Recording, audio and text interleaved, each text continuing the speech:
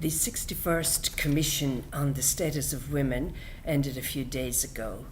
And I'm talking to you from New York, and with me is Libby Rogerson. We were both at the Commission, and we'd just like to share some of our ideas and our learnings with you.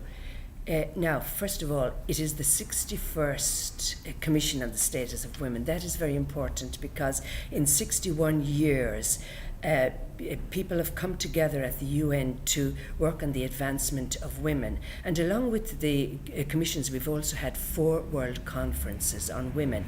And the most important one that we'd have heard about basically is Beijing. And Beijing came up with a fundamental plan of action, which is essential for the advancement of women.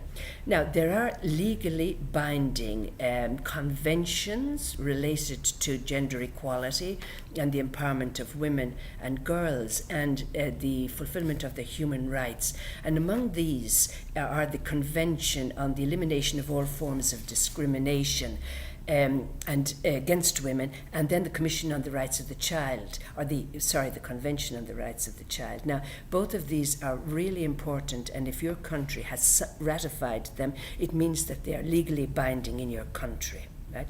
So watch out and see if your country has ratified these 2 conventions. Now, all of this comes together in the 2030 Sustainable Development Agenda. Each one of the 17 goals deals with women in some way. And that is now it's the leading framework for our work throughout the world. So I think with this in mind, I'll just hand you over to Libby Rogerson, Loretta's sister from Australia, who's in the office and for the next months, and who will share some of her learnings and what she found important. Right, Libby? So now you go ahead there. Thank you, Cecilia. I think there's no doubt that over those 61 years, a lot of progress has been made, and you heard countries reporting back on changes in legislation and so on. But there's still a lot to be done, a great deal to be done. One of the issues that really struck me in many ways was about fundamental human rights. So many women are working in places in the world where they have very few or almost no human rights. There is no legislation that covers their work, their hours of work, their conditions of work, and so on. So that was one issue that struck me. Coming from a country where there is quite a deal of legislation about work, it was a shock to the system to some extent to see how exposed women were in that area.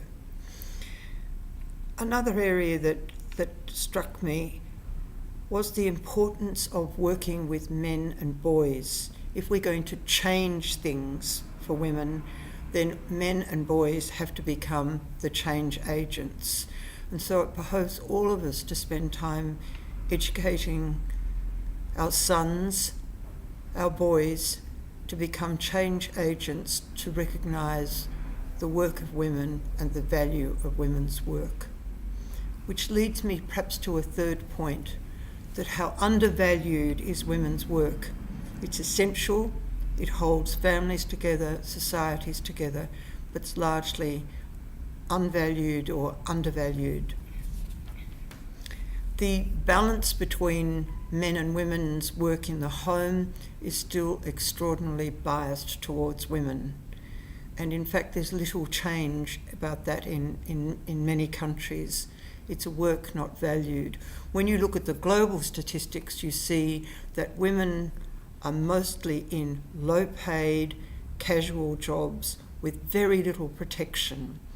So something else I learnt here at this time was the number of agencies and people in the UN working to put some protection around women's work, a protective floor, if you like, which says that women will be guaranteed the basics of legislation and protection, health insurance, time off, and so on.